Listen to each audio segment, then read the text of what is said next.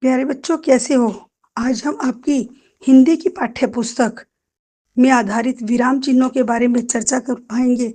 आशा है आप इनके बारे में ध्यानपूर्वक सुनेंगे और जो आपके एग्जाम्स आने वाले हैं उनमें इनको अच्छी तरह से करके अच्छे अंक प्राप्त कर पाएंगे। तो चलिए हम चर्चा करते हैं विराम चिन्हों के बारे में। पहले तो हम इनकी परिभाषा पढ़ेंगे, ठीक है? वाक्य के अंत में या बड़े-बड़े वाक्यों के बीच में हम थोड़ी-थोड़ी देर के लिए रुकते हैं। हम इन रुकने के स्थानों पर जो चिन्ह लगाते हैं, उन्हें विराम चिन्ह कहते हैं। जैसे पकड़ो मत, जाने दो। अब आपने देखा, पकड़ो मत के बाद हमने क्या किया? रुके थोड़ी देर के लिए और वहाँ पर हमने क्या किया? कोमा लगाया। फिर उसके बाद लिखा जाने दो। जाने दो के बाद हमने क्या किया? पूर्ण विराम का चिन्ह लगाया। तो इसी प्रकार हम हिंदी में जितने भी विराम चिन्ह हैं उनके बारे में एक-एक करके चर्चा करेंगे, ठीक है? तो आप लोग ध्यानपूर्वक सुनेंगे और इन्हें समझेंगे। हिंदी भाषा में प्रयोग आने वाले कुछ विराम चिन्ह निम्न हैं। पूर्ण विराम, यह वाक्य की समाप्ति पर लगाया जाता है। जैसे मोहन पढ़ता है, ठीक है बेटा? मोहन पढ़ता है के बाद हमने क्या किया? एक लाइन डंडा खींचा, इसे हम पूर्ण विराम कहते हैं। इसी प्रकार दूसरा है अर्धविराम। इसमें बोलने वाले को पूर्ण विराम से पूर्व कुछ कम देर तक रुकना पड़ता है, ठीक है? जैसे पूर्ण विराम आया उससे थोड़ी देर के लिए, थोड़ी सी देर के लिए रुकना पड़ा। इसको हम उदाहरण से यूं समझेंगे, नेपोलियन एक साहसी वीर था, ऐसा उसके शत्रु भी स्वीकार करते हैं। अब पूर्ण विराम कब आया? शत्रु स्वीकार करते हैं और उससे पहले जो एक कोमा आया तो वो अर्धविराम का चिन्ह माना जाएगा कि नेपोलियन एक साहसी वीर था। इसी प्रकार तीसरा है अल्प विराम।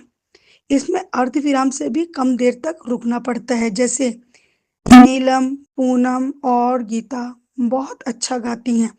इसमें 3 लड़कियों के नाम हैं और तीनों में हमें थोड़ी-थोड़ी देर के लिए रुकना पड़ा।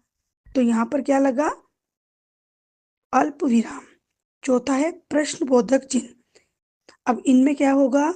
जिन वाक्यों में प्रश्न पूछे या प्रश्न करने वाले का बोध होता है, उसके अंत में प्रश्नवाचक चिन्ह लगाया जाता है। जैसे कृष्ण, तुम कहाँ जा रहे हो?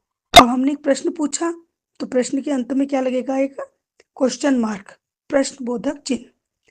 अब पांचवा है विस्मयादिबोधक चिन्ह। जहाँ हर्ष, शोक, घृणा, आश्चर्य आदि भाव प्रकट किए जाते हैं, वहाँ हम इन्हों चिन्हों का प्रयोग करते हैं। जैसे वाह, आज खूब खेलो। अब वाह के बाद आपने देखा कि हमने चिन्ह लगाया है, ये है विस्मयादिबोधक चिन्ह। ऐसे ही जब हम दुखी हुए तो आह, राम मर गया। हम दुखी हुए राम के मरने पर तो हमने आह के बाद क्या किया? विस्मयादिबोधक चिन्ह लगाया। अब उसके बाद है हमारा छठा विवरण चिन्ह।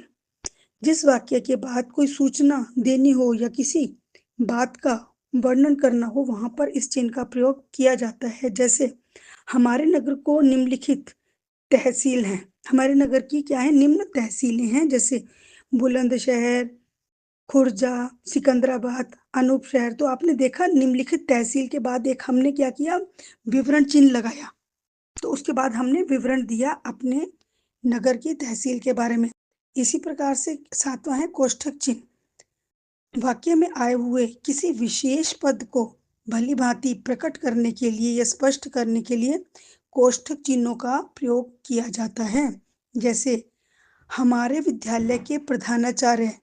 अब इनको हमने बेटा कोष्ठक में क्या लिखा? श्री वीर सिंह वर्मा ने तत्काल सूचना दी।